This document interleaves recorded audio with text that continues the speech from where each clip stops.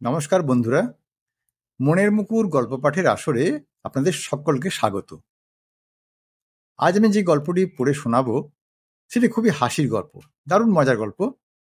গল্পটি লিখেছেন আশাপূর্ণা দেবী। গল্পের নাম রাতের কুটুম। তাহলে শুরু করছি আমাদের আজকের গল্প। খুবই হাসির গল্প, খুবই মজার গল্প, আশাপূর্ণা দেবীর রাতের কুটুম। চৌকিদারের তাড়া খেয়ে নসু আর গদা কদমপুর গ্রাম থেকে 5 গাঁ দূরে একেবারে তেঁতুলতলি গ্রামে এসে হাজির হলো। তা এ হাজির হওয়া তো আর বুক ফুলিয়ে গটগটি এসে হাজির হওয়া নয়। রাতের অন্ধকারে অন্ধকারে হেঁটেছে, আর দিনের বেলায় কোনো পোড়ো বাড়িতে ভাঙা মন্দিরে ঘাপটি মেরে থেকেছে। আর খাওয়া দাওয়া সে প্রায় হরিমোটর। লোকেদের আগান বাগান থেকে কলাটা, শসাটা, পেয়ারাটা, ফুটিটা এই খেয়েই কোন রকমে কাটানো। একদিন খুব ভাগ্যে একখানা ভালো ভোগ জুটে গিয়েছিল, আর সে কথা নিয়ে 5 বেলা হাসাহাসি করেছে নসু আর গদা। সেদিন বোধহয় সংক্রান্তি ছিল। সন্ধ্যের থেকে সত্যনারায়ণ পুজোর কাঁসর ঘণ্টা শোনা যাচ্ছিল এখানে ওখানে। নসু আর গদা সবে তখন নিজেদের গুহা ছেড়ে গাছের ছায়ায় ছায়ায় হাঁটতে শুরু করেছে। হঠাৎ তাদের চোখে পড়ল এক নামাবলী গায়ে পুরুত ঠাকুর ইয়া গামছা বাঁধা এক পুঁটুলে নিয়ে হন হন করে চলেছেন পুকুর পাড় দিয়ে। এটা বোধহয় ওনার বাড়ি পৌঁছতে শর্টকাট, নইলে চৌকিদারের তাড়া খাওয়া চোর ভিন্ন এ রাস্তাতে তো কারোরই যাওয়ার কথা নাই। নসু দেখল গদার সঙ্গে পরামর্শ করবার সময় আর নেই। ঠাকুরমশাই কাছে এসে পড়েছেন। নসু হঠাৎ খোনা গলায় চিৎকার করে বলে উঠল, এখান দিয়ে কে যায় রে? আমার গায়ে পা। আর সঙ্গে সঙ্গে গদা ওরে নসু রে বলে ঝাঁপিয়ে এগিয়ে এলো। আর পুরুত মশাই বাবা রে বেমদিতি বলেই হাতের পুঁটুলি ফেলে একেবারে পুকুরে ঝাঁপ দিয়ে চোঁ চোঁ সাঁতার। নসু বলল, এ কথা তুই আমার হাঁদার মতো চেঁচালি কেন? কথা বলল, বাবা তুই যা ভয় পাইয়ে দিয়েছিলি। দূর বুদ্ধু, চোরের আবার ভূতের ভয়? চোরের কিছুতে ভয় থাকতে নেই, বুঝলি? ভূত পেতনি, সাপ ব্যাং, ইঁদুর, আরশোলা, বাঘ, ভালুক কিচ্ছুতে না। দেখ, শুধু বাদে চৌকিদার। কি বলিস নসু? হ্যাঁ, এটা ঠিক বলেছিস। নসু বলল, পৃথিবীতে যদি পুলিশ আর চৌকিদার না থাকতো রে, কি ভালোই না হতো। আর যাক, পুঁটুলটা খুলি আয়। এই মাত্র দেখে আসা একটা পোড়ো বাড়ির পিছন চাতালে গিয়ে বসল ওরা। চাঁদের আলো নেই, তারার আলো, তাতে কি? আলো তো হাতেই জ্বলে জ্বলে উঠছে। নসুরে, ওরে দুছড়া কলা রে, ওরে গদা রে, এই দেখ 1 কুড়ি মন্ডা, ভাঁড়ের মধ্যে শেরখানেক সিন্নি রে নসু। কলাপাতে মোড়া ফল পাকুড়ো বেস্ত রে গদা। নসুরে, ভগবান আছে। গদা রে, ঠিক বলেছিস। 4-5 দিনের উপসী পেট। অন্ধকারেই সাঁটাতে লাগলো দুজনে। দেখ, বেটা ঠাকুরমশাই এখন বাড়ি পৌঁছে আগুনে হাত পা সেঁকছে, কি বলিস? তাই মনে হয় হবে। দেখ, পুরুত ঠাকুরদের বেশ মজা, কি বলিস? টিকিতে একটা ফুল বেঁধে 2টো অং বং আওড়ালো আর ছাঁদার পুঁটুলি বাঁধলো। ভাও হবে পেন্নাম আর পেন্নামি। যা বলেছিস নসু। দেখ, বাল্যকালে শীত কাটতে শেখা রক্ত না করে ওই অং বংটা শিখলে কিন্তু মন্দ হতো না, বুঝলি? আরে সে তো তোর হতো না, নসু বলল। তুই তো বাম না, তোর ওটা চলতো। হ্যাঁ, আমি তো তাঁতির পো, আমায় কে ঘন্টা আনতে দিত রে? তা অবশ্য ঠিক কথাই। তাহলে তুই কোথায় থাকতিস আর আমি বা কোথায়? এই বাবা দিব্যি পেশা নিয়েছি, 2 বন্ধুতে একত্তর আছি। চেটে পুঁটে সব সেঁটে গামছাখানা পুকুরের জলে ফেলে দিয়ে ওরা আবার হাঁটতে শুরু করলো। রাতের কুটুম। হাঁটা মানে ওই বাকি রাতটুকু। রাত পোয়ালি আবার সেই গুহা গর্ত খুঁজে নেওয়া, তা গ্রামে অনেক বড় বড় বাড়ি ভেঙে চুরে পোড়ো হয়ে থাকে, তাই সুবিধে। গদা বলে, এর আবার খিদে পায় যে রে নসুরে, সেদিনকে খাওয়াটা খুব জব্বর হয়েছিল, কি বলিস? নসু বলে, রে গদা, ভাবলে তো এখনো জিভে জল আসে। এখন অমনটি আর কিন্তু চোখে পড়লো না। তাই তো দেখছি ইদানিং মানুষগুলো বড্ড চালাক হয়ে গেছে, বুঝলি? দেখ না, এমন দেওয়াল বানায় যে শীত চলে না, লোহা পাথর বিলিতি মাটি দিয়ে একেবারে জব্বর করে গাঁথে। দেখ, এখন মোটর ডাকাতি শিখতে পারলে ভালো হতো, বুঝলি? আমাদের যুগ সব চলে যাচ্ছে যাচ্ছে হয়তো, কিন্তু উপায় কি? নসু আর গদা ওরা তো ওই শীত কাটা বিদ্যের ছাড়া কিছু জানে না। অতএব নতুন করে আর ওই পুরনো বিদ্যের খেলার আশায় এই 5 গাঁ দূরে তেঁতুলতলি গাঁয়ে এসে তারা পৌঁছলো। বরাবর শুনছে যে তেঁতুলতলিতে অনেক বড় বড় লোকের বাস, যত আড়তদার আর ব্যবসাদারদের ঘাঁটি। এইখানেই ওরা স্থির হবে। রাত গভীর হয়ে গেছে, একটা প্রাসাদ চোখে পড়ল। দূর থেকে প্রকাণ্ড প্রাসাদটা যেন কালো পাহাড়ের মতো দেখাচ্ছে, কারণ অত বড় প্রাসাদটায় কোথাও কোনো আলোর ছিটে বলতে কিছু নেই। গদা বলল, দেখ নসু, এটা মনে হচ্ছে নিজ্ঞাত পুরো বাড়ি হবে, কিন্তু দুয়ারে তাহলে তো তালা চাবি ঝুলতো, এই যে ভেতর থেকে বন্ধ রে। তা বটে, তবে আয় পাঁচিল টপকায়। পাঁচিল টপকানো নসু আর গদার কাছে কিছুই নয়। এ বাড়িতে আবার আরো এক সুবিধে, পাঁচিলের ধারে মস্ত মস্ত ঝাঁকড়া ঝাঁকড়া গাছ। দুজনে দুটো গাছে চড়ে সরিয়ে একবারে দোতলার দালানে।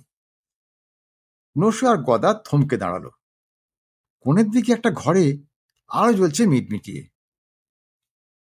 ভেতরের ঘর, তাই বাইরের থেকে আলোটা দেখা যাচ্ছিল না।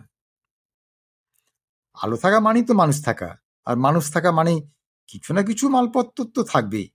অনেক টাকা না থাকুক, কিছু টাকা তো থাকবে। সোনার উপর না থাকুক, কাঁসা পেতলও তো থাকবে। আর এত বড় যাদের বাড়ি, তাদেরও সব বেশি কিছুই থাকবে। পা টিপে টিপে এগিয়ে গেল দুই বন্ধু। জানলা দিয়ে উঁকি মেরে দেখল, ঘরের মধ্যে উঁচু পালঙ্কে কেউ একজন শুয়ে আছে, গায়ে চাদর ঢাকা। মাথার কাছে একটা হ্যারিকেন জ্বলছে মিটমিটিয়ে। মনে হচ্ছে খুব রোগা শুটকো একটা বুড়ি বা বুড়ো হবে। তিন কুলে কেউ নেই নাকি ওর? নাকি যে যার ঘরে আলো নিভে ঘুমোচ্ছে? দরজাটা খোলা কিনা ওরা দেখতে গেল। উমা, একই কাণ্ড! ভেতরে মানুষ, অথচ দরজায় তালা ঝুলছে। এর মানে কেউ কে মেরে টেরে ফেলে তালা লাগিয়ে পালায়নি তো? আলো যখন জ্বলছে তখন বেশিক্ষণের ব্যাপার নয় নিশ্চয়ই, আর যা থাকে কপালে। তখন নসু খুট করে তালাটা খুলে ফেললো ওর তালা খোলা যন্ত্র দিয়ে, আর সঙ্গে সঙ্গে ঘর থেকে একখানা ভাঙা কাঁশির মতো শব্দ উঠল। কেরা, কেষ্টা? ও, তো যাত্রা পালা দেখা হলো, মুখ পড়া হতচ্ছাড়া নির্লজ্জ বেহায়া। একটা জাঁদরেল বুড়ির গলা, তাতে সন্দেহ নাস্তি। নসু গদাকে টিপল, গদা নসুকে খামচে ধরল। ফিস ফিস করে বলল, বুড়ি বোধ হয় পোক্কা হাতে বিছানা থেকে উঠতে পারে না মনে হচ্ছে, বুঝলি? আবার সেই ভাঙা কাশি খনখনে উঠল। কি রে, বিজ বিজ করে কি বলছিস রে পাজি? বেতো কেশো বুড়িকে গাল পাচ্ছিস কেমন? বলি, এই একটা অক্ষম বুড়িকে দৌড়ে তালা লাগিয়ে চলে গেছিস এক্ষুনি আসছি বলে। 3 পক্ষ রাত কাবার করে এলি, তোর মনে একটু ঘেন্না নেই রে? বাতের যন্ত্রণায় ছটপটাচ্ছিস, মালিশটুকু না হলে ঘুম আসবে না, জানিস না তুই? আচ্ছা, আসুক আমার নাতিরা কলকাতা থেকে, তোমার মজাটা দেখাচ্ছি। বলবো, দেখ কেমন লোকের হাতে আমায় রেখে গেছিস তোরা, দেখ। 1 মুঠো টাকা মাইনে নেবে আর আমায় হাড়ির হাল করবে তুমি। দেখ, তার মানে ক্যাশটা হচ্ছে চাকর, বলল গদা। নসু খামচালো ওকে। গদার গলাটা খাটো হয়েও খাটো হতে চায় না। বুড়ি আবার চেঁচিয়ে ওঠে, ফের বিজ বিজ করছিস কাজটা, এদিকে আয় বলছি। নসু গলা নামিয়ে বলে, চল না, মারবে না তো, বেতো বুড়ি, উঠতে পারে না বোঝাই যাচ্ছে। তাই ওই ক্যাশটা দৌড়ে তালা লাগিয়ে দিয়ে চলে গেছে। নিঘাত উঠে দৌড় লাগাতে বা খুলতে পারে না। চল না, দেখি না কি বলে। একটু কেশে একটু গলা ছেড়ে এগিয়ে আসে নসু। খুব অমায়িক গলায় বলে, ঠাকুমা, ক্যাশটা তো আজ আর আসতে পারবে না, তাই আপনাকে আগলাতে আমাদেরই পাঠিয়ে দিল। বুড়ি অনেক কষ্টে কুনিয়ে ভর দিয়ে আধভাষা হয়ে বলে, ও, ক্যাশটা আসতে পারবে না, তোমাদের পাঠিয়ে দিল? তা তোমরা কে বাপু? গদাকে কথা না বলতে ইশারা করে নসু বলে, মানে আমরা আমরা মানে ক্যাশটার বন্ধু। ও, তাই বুঝি? তা ক্যাশটার যে এমন পরোপকারী বন্ধু আছে তা তো জানতাম না। আর ক্যাশটার এমন অবিবেচনা হতো দেখিনি কখনো। তা এদিকে সরে এসে দাঁড়াও তো দেখি, লণ্ঠনটা বাড়াও। লণ্ঠন বাড়ানোর কিন্তু বিপদ আছে। বুড়ির গলা যেমন তীক্ষ্ণ, চোখও তেমন হতে পারে। তাই নসু লণ্ঠনটার কাছে গিয়ে একটু খুট করে বলে, ও ঠাকুমা, লণ্ঠনে তো তেল নেই দেখছি। ও, তেল নেই, তার মানে মুখ পড়া আজ ভরেনি। বুড়ি ক্যাঁকিয়ে বলে, দেখো দেখো, আমাদের গুণধর বন্ধুর ব্যাপারটা দেখো। আমার নাতিরা এক মুঠো টাকা মাইনে দিয়ে খাইয়ে পড়িয়ে ওকে রেখে দিয়েছে, নিজেরা রবিবার এসে দেখে যায়। কি করবে, বড় বড় চাকরি তারা, বুড়িকে নিয়ে পড়ে থাকলে তাদের চলবে? তা ওই ক্যাশটা হার পাজি হদর ছাড়া আমাকে নিত্যি এইভাবে ফ্যাকলা ফেলে যাত্রা থিয়েটার দেখতে চলে যায়। গেলাম গেলাম রে বাবা, হাঁটুর বাচ্চা শুলিয়ে উঠলো। বলি, চেহারা তো দেখতে পাচ্ছি না তোমাদের, তো তোমাদের নামটা কি শুনি? আকস্মিক আক্রমণ। ঝপ করে সত্যি নামই বলে বসে নসু। আমার নাম নসু, আর ওর নাম গদা। তা ওর মুখে বাক্যিটা নেই কেন? না মানে আমি, কথা এগিয়ে এসে বলে, আমার বুদ্ধি তো একটু কম কিনা, তাই নসু বলে।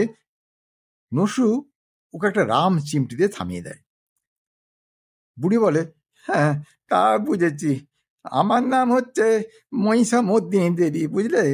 যখন শরীরে ক্ষমতা ছিল তখন আমার দাপটে বাঘে বলদে এক ঘাটে জল খেত, বুঝতে পারছো? এখন এই হাল, মানুষের দশা, কখনো হাতি, কখনো আবার মশা। এই বাড়িতে দিনে দুবেলায় 100-150 পাত পড়তো, আর এখন ওই ক্যাশটা আর আমি। বামুন মেয়ে এসে রেঁধে দিয়ে চলে যায়। এত বড় অট্টালিকা, ঘরে ঘরে তখন মানুষ ধরতো না, আর এখন সব ঘরে তালা বন্ধ। বুড়ির কথার দাপটে নসু আর গদা যেন ভুলেই গেল ওরা কোথায় এসেছে, কি করতে এসেছে। আন্তরিক গলায় বলে ওঠে, তা আপনি এখানে একলা পড়ে আছেন কেন? আপনি তো চলে যেতে পারেন কলকাতা নাতিদের কাছে। মহিষমর্দিনী দেবী কড়া গলায় বলে ওঠেন, হ্যাঁ, ক্যাস্টার বন্ধু তো, ক্যাস্টার মতোই বুদ্ধি তো হবে। সে মুখ পড়াও রাত দিন ওই পরামর্শই দেয়। বলি, এটা আমার শ্বশুরের বংশের 7 পুরুষের ভিটে না, জীবন থাকতে ছেড়ে চলে যাব? নে বাবা, আর বক বক করতে পারিনি। ক্যাশটা যখন পাঠিয়েছে তখন ক্যাশটার কাজটাই কর। দেখ, ওই তার থেকে বাতের মালিশটা পার, ডোলে ডোলে লাগা ভালো করে। বলতে কি, মহিষমর্দিনীর কথার দাপটে সত্যি হতভম্ব গদা তার থেকে শিপ এনে দেখায়, ঠাকুমা এইটা? হ্যাঁ, খুব আস্তে আস্তে ডলে দে তো। বাবা রে, গেলাম গো। নসু একবার উঁকি মেরে দেখে আসে ক্যাশটা এসে পড়েছে কিনা। কোথায় ক্যাশটা? ক্যাশটা বোধহয় সারা রাত্রে পালায় আটকে গেছে। কথা খুব সাবধানে ডলছিল, তবু মহিষমর্দিনী মাঝে মাঝেই ঝঙ্কার দিয়ে থাকেন। ও, আস্তে রে আস্তে, কি কেটো হাত রে বাবা, কোন কর্ম করিস? কাঠ কাটিস না লোহা পিটিস? ওই দেখো, আবার আপনি হাতে লেগে গেল। দাদুর গায়ে হাত বুলোচ্ছিস নাকি? গদা ভয়ে ভয়ে আস্তে এবং জোরে চালিয়ে যায়, আর নসু এদিক ওদিক তাকায়। ঘরের মধ্যে প্রকাণ্ড দুটো লোহার আলমারি, একদিকে আরশি দেওয়া দেরাজ, থাক দেওয়া 2-3টে ট্রাঙ্ক, আলনা, ছোট আলমারি, এইসব জিনিসের পাহাড়ের মধ্যে বিরাজ করছেন মহিষমর্দিনী দেবী। অনেকক্ষণ হয়ে যায়। রাত্রি শেষের ফিকে আলো ছড়িয়ে পড়ে আকাশে, জানলা দিয়ে সেটা দেখা যায়। নসু এসে বলে, গদা, এবার তো যেতে হয় রে, তোর তো আবার মর্নিং ডিউটি। একটা কিছু তো বলতে হবে। সকাল পর্যন্ত কি মহিষমর্দিনীর বাতের হাঁটুতে তেল মালিশ করবে গদা? গদা উঠে পড়ে। নসু বলে, ঠাকুমা, ক্যাশটা তো এখনো ফিরল না, আমাদের তো এবার যেতে হয়। মহিষমর্দিনী আবার কোনোই ঠেকা দিয়ে আধ বসা হয়। বলেন, তা তো যাবেই, রাতের কুটুম তো, রাত খাবারের আগেই কেটে পড়ার নিয়ম। তা চুরি টুরি তো কিছু করতে পারিস নি? হ্যাঁ হ্যাঁ। নসু গদার যেন মাথায় হাতুড়ি পড়ে। মহিষমর্দিনী সে ভাঙা কাশির গলায় বলেন, ওরে, আর ন্যাকামি করতে আসিস নে, বুঝলি? এ হচ্ছে মহিষমর্দিনী দেবী। তোরা যে কে তা জানতে আর বাকি ছিল না আমার। তবে বাতের যন্ত্রণায় ছটপট করছিলাম তো, তাই তোদের দিয়ে মালিশটা করিয়ে নিলাম আর কি। ক্যাশটা আসবে কেন এখন? ক্যাশটাকে তো আমি পাঠিয়েছি মহাকালীতলায় পুজো দিতে। আজ অমাবস্যা তো, সে তো রাতভর সেখানেই থাকবে। তা তোরা হঠাৎ ক্যাশটার বন্ধু গজালি। যাক, বন্ধুর কাজই করেছিস, তার মনিবের সেবাটা করেছিস। এখন দেখ, আমার তো একটা দয়া ধর্ম বলে কিছু আছে নাকি? মহিষমর্দিনী ঠিক করে একটু হেসে ফেলে বলেন, কত আশা নিয়ে দুজনে মিলে সলা পরামর্শ করে তালা ভেঙে ঢুকলি, আর শেষ অবধি বুড়ির বাতে মালিশ করে চলে যাবি? বুড়িকে খুনটুন করে সিন্ধু কালমারি ভেঙে যথাসভ্যস্য নিয়ে যেতেও তো পারতিস। তা যখন করিসনি, তোদের মহতই বলবো আমি। গদা হঠাৎ হাউ হাউ করে কেঁদে উঠে বলল, বুড়িমা, বুড়িমা, আমায় মাফ করো। মহিষমর্দিনী ক্ষণক্ষণে গলায় হেসে উঠে বলেন, তোকে তো মাফ করিয়েছি রে। তুই এতক্ষণ ধরে আমার পথসেবা করলি না? তা ওই ছোনাটা, বামুনের মেয়ের পায়ে হাত দিতে যার জাত গেল। নসু তখন অপ্রতিভ হয়ে বলে, বা তা কেন হবে? গদা করছিল তাই। আচ্ছা আচ্ছা, নে, তাই মানলাম না হয়। এখন শোন, এই চাবিটা নে তো, ওই ছোট আলমারিটা খোল। নসু ভয়ে ভয়ে বলে, কেন? আরে কেন আবার কি? তোদের দেবো কিছু? এত আসার পর হতাশ হয়ে ফিরে যাবি? যা যা, খোল। নসু ভয়ে ভয়ে খোলে ছোট আলমারিটা। মহিষমর্দিনী বলেন, "এই দেখ, ওর মধ্যে একটা টিনের কৌটো আছে, ওই কৌটোটা আমার কাছে নিয়ে আয় তো।" যাকে বলে যন্ত্রচালিত বৎ, সেইভাবে চাবিটা নিয়ে আলমারিটা খোলে নসু। সত্যি সামনে একটা টিনের কৌটো, সেটা এনে মহিষমর্দিনীর হাতে দেয়। কৌটোটা নোটে ঠাসা। মহিষমর্দিনী সেটা খুলে গুনে গুনে 100টি করে টাকা দুজনের হাতে দেন। ওরা বিহ্বল হয়ে বলে, এগুলো কি? ও মা, কথা শোনো, কি এগুলো চেনো না? কোনোদিন চোখে দেখনি? এত সব ন্যাকারাই কি আমার ঘাড়ে এসে জোটে গো? টাকা গো, টাকা, চিনতে পেরেছ? এবার নাও, ধরো। নসু তার জীবনে অনেক রকম অবস্থায় পড়েছে, কিন্তু এমন অবস্থায় কখনো পড়েনি। নসু তার হাত বাড়াতে ভয় পায়, হাত বাড়ালো না। মহিষমর্দিনী এবার প্রায় ধমকে উঠে বললেন, কি, মন উঠছে না? তবে আন, আন তোদের ছড়াছড়ি সব নিয়ে আয়, আমার গলাটা কাট, তারপর যেখানে যা আছে সব নিয়ে যা, সব নিয়ে যা। কথা চিরদিনই ক্যাবলা, নসু শক্ত, কিন্তু কি যে হয়, হঠাৎ নসু গদার মতো হাও হাও করে কেঁদে ফেলে। মহিষমর্দিনী শোয়া পাই জড়িয়ে ধরে বলে, আমাদের মাফ করো বুড়িমা। ওরে বাবা রে, গেলাম গো, গেলাম গো। মহিষমর্দিনী খেঁকিয়ে ওঠেন, হয়েছে হয়েছে, ঢের ভক্তি দেখানো হয়েছে। বেতো হাঁটু, তা তোর মনে নেই? যা দিচ্ছি তার নিবি তো, নে, নিয়ে এই বেলা পালা, নচেত ক্যাশটা এক্ষুনি কিন্তু এসে পড়বে। বলেই খ্যান খ্যান করে হেসে ওঠেন মহিষমর্দিনী। দেখ, সে তো আর ওরে আমার বন্ধু রে, বলে আদর অভ্যর্থনা করতে বসবে না? আস্তে আস্তে হাত পাতে নসু আর গদা। মহিষমর্দিনী সন্তুষ্ট গলায় বলেন, দেখ, চোর হলেও তোদের ধর্মজ্ঞান আছে বাপু, তা মানতেই হবে। আর বলিস তো আর কিছু দিই? হতভম্ব নসু আর গদা বলে, না না, এতেই আমাদের অনেকদিন চলবে। বেশ, তেমন অভাব পড়লে চলে আসিস আমার কাছে, হ্যাঁ, দেবো কিছু সাহায্য। গদা কাতর কণ্ঠে বলে, বুড়িমা, তার সাথে কাজ করুন না, আপনার এখানে একটা চাকরি নাও না আমাদের, তাহলে আর ওই উদ্ঘুরের কাজগুলো করি না। মহিষমর্দিনী আবার খ্যানখ্যানে গলায় হেসে ওঠেন, দূর মুখ্য, চাকরি পেলেই বুঝি সাধু হয়ে যাবে ভেবেছিস? চুরি কি আর লোকে অভাবে করে রে? চুরি করে স্বভাবে, বুঝলি? মানুষ চুরি করে স্বভাবে, আর স্বভাব যায় না মোলে। বাড়িতে কি আমি দুধুরো চোর পুষবো নাকি রে? তবে হ্যাঁ, তোদের উপর একটু মায়া পড়ে গেছে তো, তাই বলছি, তেমন অভাব পড়লে চলে আসিস ঠাকমা বলে।